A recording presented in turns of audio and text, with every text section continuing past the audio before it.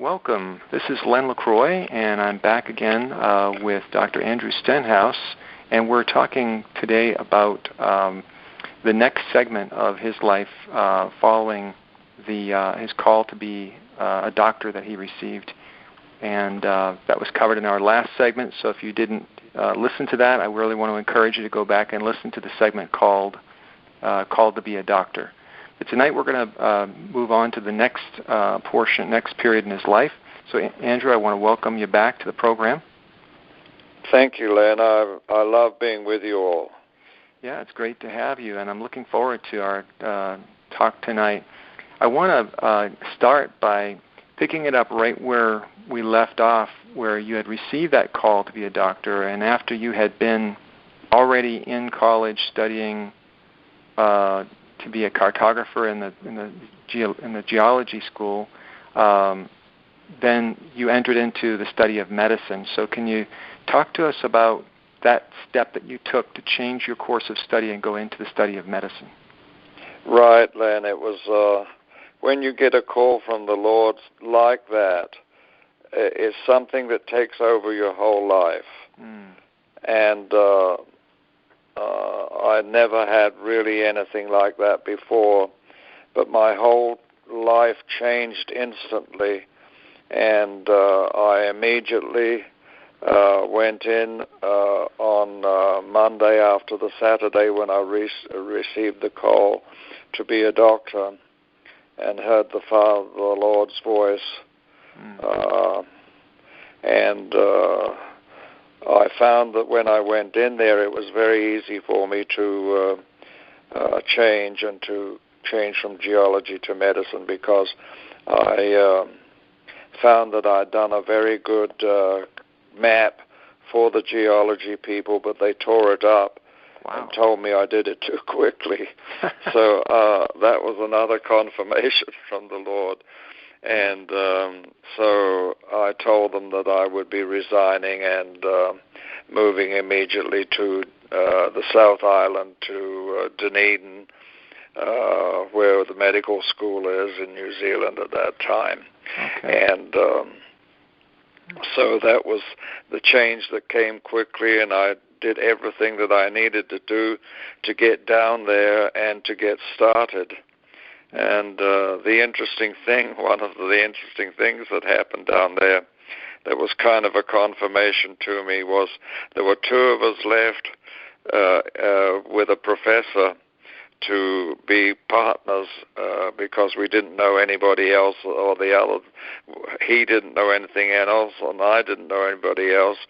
And so anyway, the lady who was in charge of a physics department said to the other, what is your name? And he said, David Stenhouse. And I said, what? Wow. And she said, what is your name? And I said, Andrew Stenhouse. And here we were, that only two people with Stenhouse's name that we knew in New Zealand was right next to us each there. So that was another confirmation from the Lord. Yeah. And from then on, we went into medical school, and really everything was stable. It went from year to year, and it was getting easier and easier for me to do well in my studies, and because the Lord was with me at every stage. And in addition to that, Len, I was very good about going to church on Sunday and not studying on Sunday, and I think the Lord honored that by what happens after all this. I would agree. So that's the next stage of my thing, was going through the next 4 years of medical school. Yeah. And at the end of the fourth year, I was given a research year, a grant, and in experimental virology. I chose that because we had a new professor just come over from Cambridge who brought some cultures of different things with him, different plants and things, and we were able to start doing research on a project that he had in his mind. So that was the change that occurred at the end of the 4th year.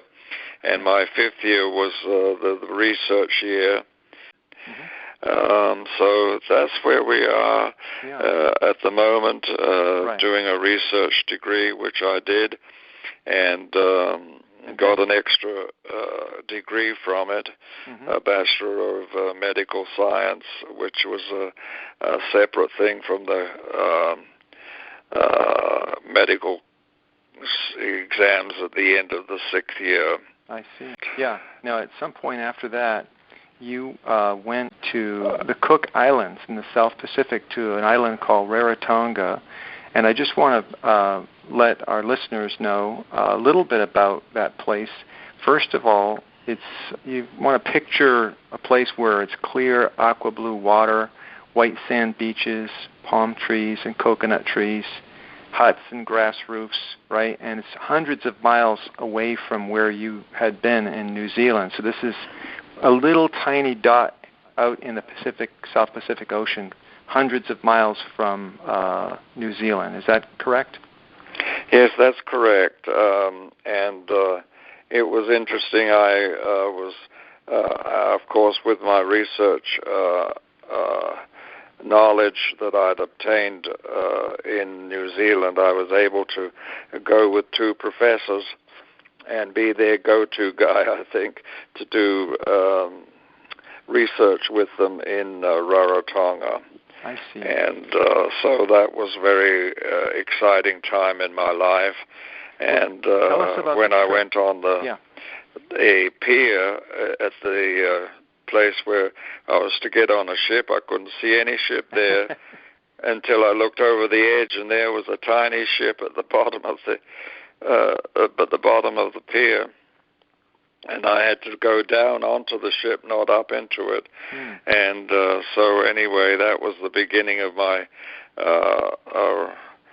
trip to Rarotonga. That little ship had what kind of engine? It was.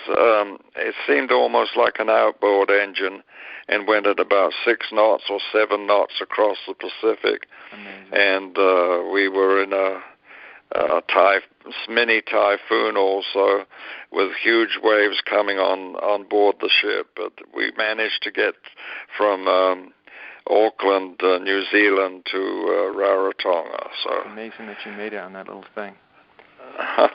So then you spent how long in Rarotonga? 5 months. Yeah. I was there 4 or 5 months. And you were doing things like... I did deliver babies, and I did do suturing, and learned a lot of the island's habits. And one of the islands, called Mangaya, was a different type of island. It was kind of wild, and I would be sewing up people's ears because the men would come in with their ears chewed off by the ladies in Mangaya. So it was quite interesting doing repairs, surgical repairs on men who had their ears nearly taken off. And then I did the deliveries as well in the hospital, and it helped the surgeon out. There was a surgeon there who was a very nice man, and I felt good about helping him out. So I did do work on diphtheria, because there was no evidence of diphtheria in Rarotonga, which is unusual for children not to have it.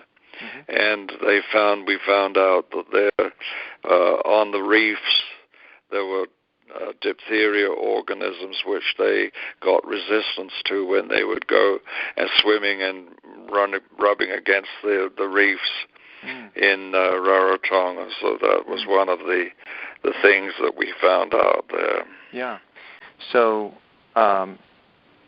while you were there, did you have to learn some of the language that they spoke there? Yes, I learned to speak Rarotonga on a small scale, but enough to get by, talking to people. So, and then when it was Go ahead. it was quite a different language than I'd ever seen in my life before. Mm. Interesting. Now, when it came time for you to finish your work there and leave, tell me about your departure from Rarotonga.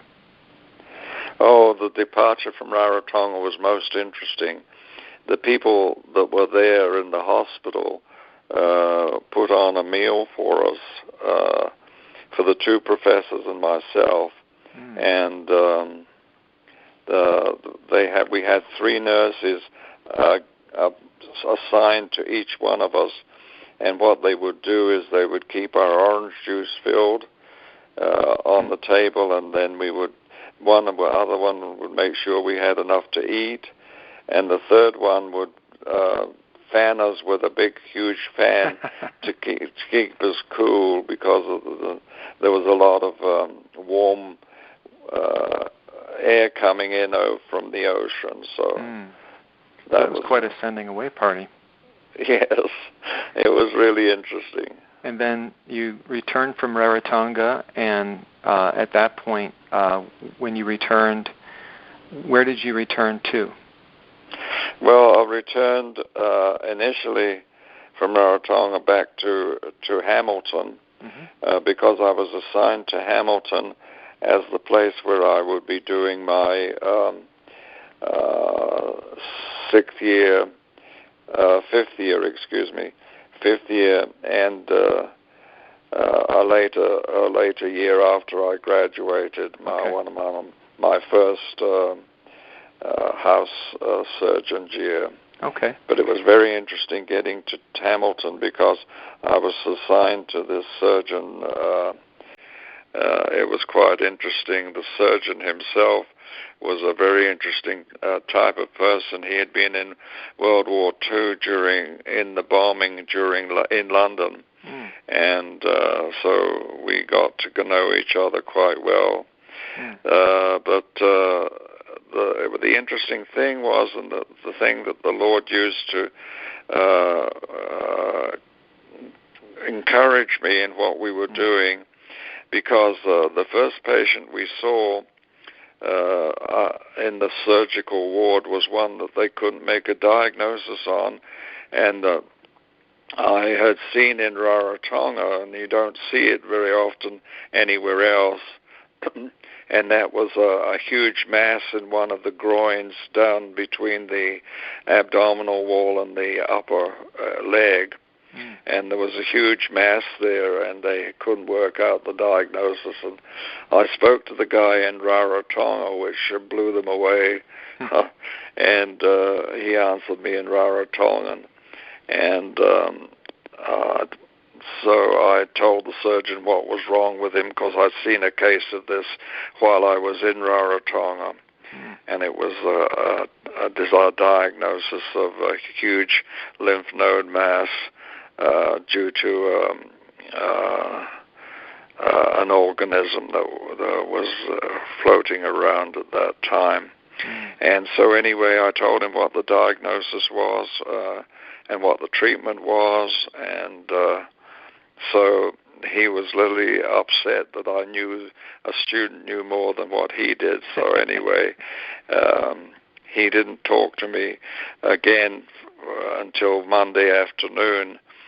We were operating together on Monday morning, and he eventually he calmed down, and we went into the afternoon after we'd had lunch, and the first patient that we saw was a lady, and I didn't say anything, of course, but he was talking to her, and then he said something to me, and I answered him the question, and the lady said, "Andrew," and I looked at her and I said, "Ruth," and here was Ruth, the lady that had taken me to the church that night on Saturday night that we did. And she did that, invited me to the church where I got the talk from the Lord. Yep. Yeah. And so anyway, we got to know each other. Knowing her, I stepped out of the room because I didn't want to be involved in any medical stuff with her. And she took me home to where she was living with her husband, and they had 2 children, and the husband and the 2 children were real nervous around me and didn't come near me because of what she had told them about the past. Yeah. So that was the Lord's really confirming to me. It's amazing when you do what the Lord says. He confirms things all along the way that may not mean to anybody else anything, but to me they were very important things, that we were on the right track. Yes, so God revealed His faithfulness to you, didn't He? Well, praise God. That brings us to the end of our segment for today. So thank you very much for sharing that. And we're going to close here, and we'll pick it up next time with the next phase that comes after that. So thanks a lot, Andrew. Thank you all. You're welcome. Blessings. Have a good night. God bless you too.